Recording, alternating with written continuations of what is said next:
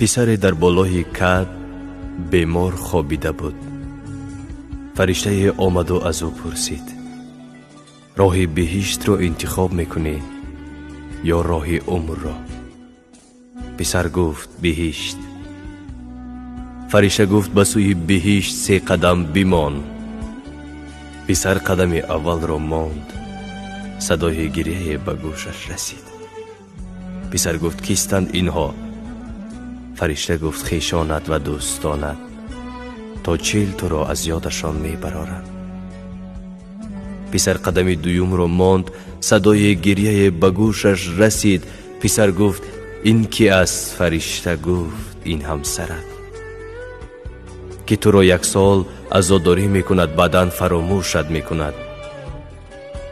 باز قدم 3 را ماند که صدای تلخی گریه به گوشش رسید.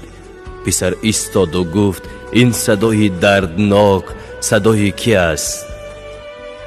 فرشته گفت صدای مادرت است که تا آخر عمرش تو را فراموش نمی کند، تنها برای تو می سوزد.